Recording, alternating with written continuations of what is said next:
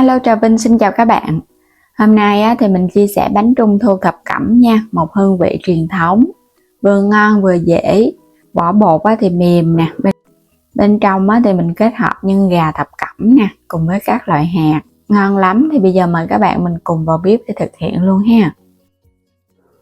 Phần nguyên liệu đầu tiên cho phần nhân thì mình có tất cả các loại nhân vậy nè, gồm có hạt sen, mứt bí, mứt gừng, lá chanh và thêm là mứt chanh.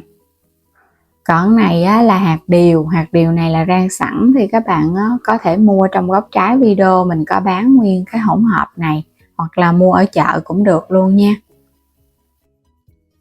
Khô gà lá chanh nè, thì tất cả các nguyên liệu mình dùng mình sẽ ghi chi tiết trong cái phần mô tả video để cho các bạn xem kỹ hơn nha. Còn này là lạp xưởng khô, thì chút nữa mình sẽ xắt ra hạt lựu nhỏ nhỏ. 300g nhân đậu xanh, đây là cái phần nhân mình đã sên cho nó dẻo sẵn rồi. Trước hết thì mình sẽ đem đập cái hạt điều này ra cùng với cái hạt sen nè, nó hơi lớn đó nên các bạn phải đập cho nó hơi nhỏ nhỏ một chút nha, chứ mình để lớn quá vô cái bánh nó sẽ không có được đều. Đập cho nó bể bể ra được rồi, không có cần phải nhuyễn quá. Mình làm cái trứng muối này trước để hấp nha. Mình có ở đây là 16 cái trứng muối. Trứng vịt muối này là mình muối luôn, các bạn xem thêm video mình sẽ để đường link trong phần mô tả video ha. Rửa sạch, sau đó rửa qua với rượu trắng. Rồi các bạn sẽ cho thêm cái dầu mè nè, rắc thêm vô. Mình sẽ đem vào trong nồi hấp 9-5 phút. Rồi bây giờ sẽ cho cái phần hạt này để cho vào trong chảo, các bạn rang lên cho nó vàng thơm nha. Rang lửa nhỏ thôi, rang khoảng 5 phút là bắt đầu cái hạt này nó chín, nó vàng à. Các bạn rang chút xíu là nó sẽ nổ bóp bóp lên á. Nó nổ lên và nó thơm là được rồi. Nhìn thấy nó cũng hơi vàng vàng ở bên ngoài, hạt nó phải chín vô trong phần nhân của mình nó mới thơm ngon được. Cho hết vào cái thau hơi lớn một chút ha. Lạp xưởng sát hạt lựu mình cũng cho hết vào chảo. Mình sẽ sấy áp chảo để cho lạp xưởng của mình nó chín. Cái phần lạp xưởng này là mình dùng vừa mỡ vừa nạc luôn, chứ không có nạc không đâu. Nó chín nó ra phần mỡ vậy là được rồi nè, cho vào trong thau luôn. Rồi các bạn cho tiếp cái phần hạt hồi nãy mà mình đập nhỏ nhỏ vô nè. Khô gà xé ra cho nó tơi, cũng cho hết vô luôn. Khô này thì các bạn có thể mua sẵn hoặc là mình làm tại nhà cũng được. Mứt bí cũng như là mứt bí này là loại sắc sẵn, mứt gừng, mứt chanh cũng sắc nhỏ luôn. Lá chanh mình cũng sắc nhỏ nhỏ. Nhưng đậu xanh này là mình muốn cho nó dẻo ngon nên mình cho thêm, còn các bạn không thích thì bỏ qua cũng không sao. Mình sẽ cho vào trong này khoảng 4 muỗng canh bột nếp chín, bột bánh dẻo để cho nhân nó kết dính, cùng với 2 muỗng canh rượu mai quế lộ nữa nha, cho nó thơm và cũng như nhân của mình nó sẽ ẩm hơn á. Khoảng 2 muỗng canh dầu hào. Rồi mình cho đây là cái nước đường nè, nước đường làm bánh nướng cho cái vỏ bột đó. Các bạn cho khoảng 2-3 muỗng canh ha, cho từ từ thôi rồi mình trộn. Nếu như mà thấy nó có hơi khô thì các bạn có thể cho thêm vài muỗng nước. Tại vì ở trong này đã có nhân đậu xanh á, nó cũng có độ dẻo nên đừng có cho nước nhanh quá. Mình nhồi xong thì mình thấy nó sẽ dẻo và nó mềm tay. Nếu nó khô là phải cho thêm nước thì nhân ra nó mới ngon. Chứ các bạn làm mà nó khô quá không ngon. Mình hấp cái phần trứng cũng chín rồi nè, hấp 5 phút là nó chín nè. Đừng có hấp lâu quá nó cũng bị khô ha. Rồi bây giờ mình để cho nó nguội đi. Tiếp theo là mình có cái phần bột. Mình dùng ở đây 550g bột mì đa dụng hay là cái loại bột hoa ngọc lan này nè. Thì cái vỏ bột nó mới mềm. Bơ đậu phộng, 100g dầu ăn, 1 muỗng cà phê baking soda giúp cho vỏ bột của mình nó mềm và nó lên màu đẹp, để lâu nó vẫn ngon. Bột ngũ vị hương cho nó thơm bánh. Nước đường làm bánh nướng thì các bạn có thể dùng từ 300g cho đến 350g ha. Nước đường này là mình làm sẵn, để đường link trong phần mô tả video ha. Rồi bây giờ cho vào trong này nửa muỗng cà phê bột ngũ vị hương, 2 muỗng canh rượu mai quế lộ, 100g dầu ăn. Mình dùng trước ở đây là 350g và nước đường hoặc là mật ong. Nước đường thì các bạn thắng cũng nhanh lắm, mình thắng cũng dễ lắm, nước đường nó sẽ thơm hơn mật ong. Bơ đậu phộng mình múc vào trong này khoảng 1 muỗng canh ha. Bơ đậu phộng thì giúp cho cái vỏ bột của mình nó thơm và nó bóng mềm. Khi nướng bánh lên bánh của mình nó dậy cái mùi bơ á, nó thơm ngon lắm. Trộn đều lên. Rồi mình sẽ cho bột vô luôn nè. Đối với cái vỏ bột này các bạn không có cần phải nhồi. Sau đó thì baking soda 1 muỗng cà phê khoảng 5g nha. Mình trộn đều.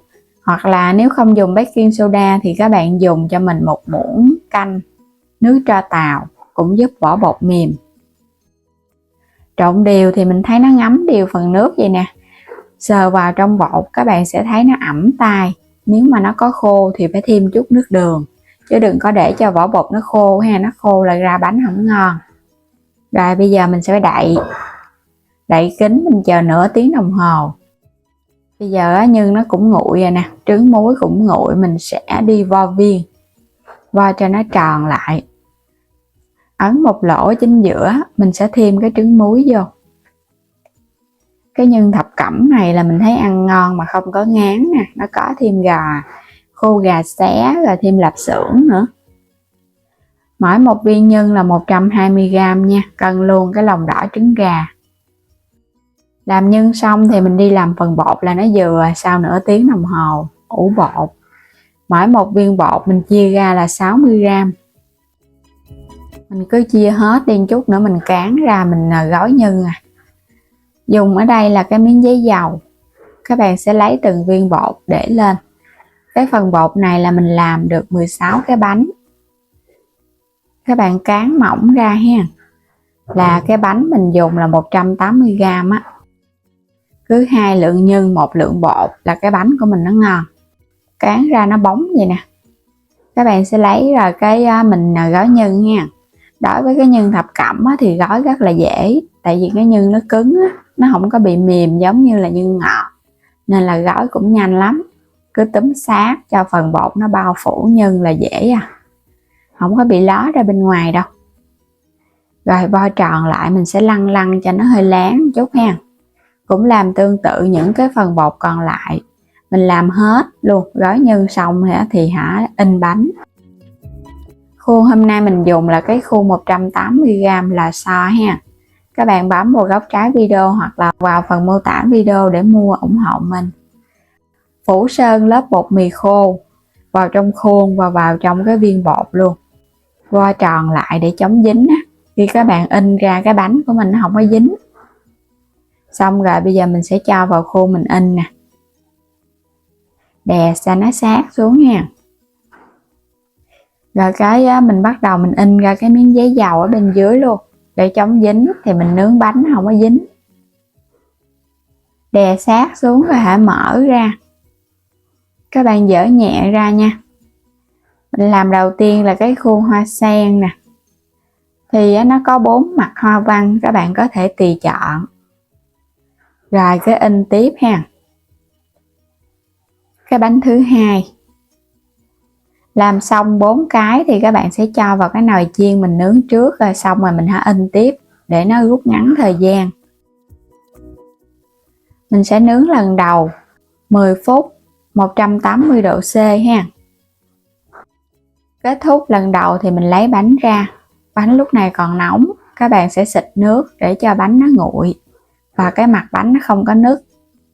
Hỗn hợp quét mặt bánh thì mình có một lòng đỏ trứng gà cùng với dầu mè. Thêm muỗng cà phê rượu mai quế lộ nữa ha, trộn đều lên. Khi bánh nó nguội thì mình hãy quét. Quét thì các bạn quét một lớp mỏng ở bên trên mặt bánh, nó sẽ tạo cái gân bánh. Nhìn nó đẹp lắm.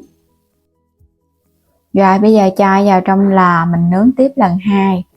Lần 2 thì các bạn chỉnh 10 phút 160 độ. 2 lần nướng là 20 phút. Bánh của mình bây giờ nó đã chín rồi nha, mình sẽ lấy nó ra. Nhưng mà cái đế bánh nó chưa có vàng nên là cho vào trong chảo chống dính. Các bạn sẽ nướng trên bếp ga thêm khoảng 5 phút nữa cho đế bánh nó vàng. Bánh đã sẵn sàng. 4 cái bánh hoa sen đầu tiên mình lấy nó ra rồi để yên cho nó nguội. Rồi cái mình nướng tiếp những cái bánh còn lại nha. Trong thời gian mà các bạn nướng ở trong cái nồi chiên á thì mình cứ in bánh tiếp, lấy cái này ra là mình nướng tiếp cái khác. Bánh của mình nướng xong thì cứ để yên chờ cho bánh nguội. Qua 1 ngày thì bánh của mình nó mới ngon nha. Nó lên cái dầu cũng như là cái vỏ bột nó có màu đẹp. Bánh sau khi mà mình để 1 ngày thì mình ăn mới ngon. Bánh lúc này nó lên màu đẹp lắm rồi, các bạn sẽ cho vào trong hộp để mình bảo quản. Có cái gói hút ẩm thì mình để bên ngoài được 2 tuần lễ. Còn nếu mà không có gói hút ẩm, các bạn cứ để vào trong hộp thì mình để khoảng 10 ngày nha. Nếu lâu hơn thì cho vào trong ngăn mát tủ lạnh ăn từ từ. Bánh rất là thơm, bóng dầu, màu sắc cũng đẹp nữa. Vỏ bột mềm, mới để có ngày thôi mà cái vỏ bột rất là mềm ngon này. Không có bị cứng, cũng không khô nữa. Các bạn thấy nó bóng không? Nó lên cái dầu ở trong nước đường nó ra đó. Bánh bóng nè, mềm, thơm phức luôn á. Nướng ra là mình đã thấy thơm lắm rồi. Đế bánh mình nướng trở lại nè, nên nó vàng ngon. Bánh chín đều, không có cần đến lò nướng. Nồi chiên á, thì mình thấy ai cũng sẽ thực hiện được bánh trung thu ngon tại nhà. Bây giờ mình sẽ cắt ra cho các bạn xem nha. Bánh nhân thập cẩm là mình thấy bánh rất là dễ làm, mà cũng nhanh nữa. Không có cần phải tốn nhiều công để xên nhân. So với bánh khoai môn và đậu xanh thì cái bánh thập cẩm nó sẽ dễ làm hơn. Mà ăn ngon nữa, không có bị ngán. Bánh ngọt thì dễ ngán. Đây, bên trong rất là ngon luôn các bạn ha. Có cái trứng muối nè, nhân thập cẩm với các loại hạt, gà quay, lạp xưởng, vỏ bột mềm là bánh ngon à. Bánh này các bạn 1 ngày là mình ăn ngon lắm mà. Rồi bây giờ thì mình sẽ cất ha, cho vào trong hộp, rồi cho vào trong cái túi. Các bạn cứ để yên ở nhiệt độ phòng ở bên ngoài thôi. Mình ăn được khoảng 10 ngày cho đến 2 tuần lễ. Và đừng có để kín hơi quá. Vì ở trong bột mình không có chất bảo quản, nên là cái thời hạn mà mình dùng nó cũng sẽ nhanh hơn so với người ta bán có chất bảo quản ở trong bột. Và bây giờ cảm ơn các bạn đã theo dõi hết video của mình nha. Nếu chưa đăng ký kênh thì vui lòng đăng ký ủng hộ kênh Alo Trà Vinh và Alo Trà Vinh 2. Và mua thêm các sản phẩm thì mời các bạn bấm vào góc trái video hoặc là bấm vào phần mô tả video để xem thêm và mua ủng hộ mình ha. Bây giờ xin chào và hẹn gặp lại các bạn ở những video tiếp theo.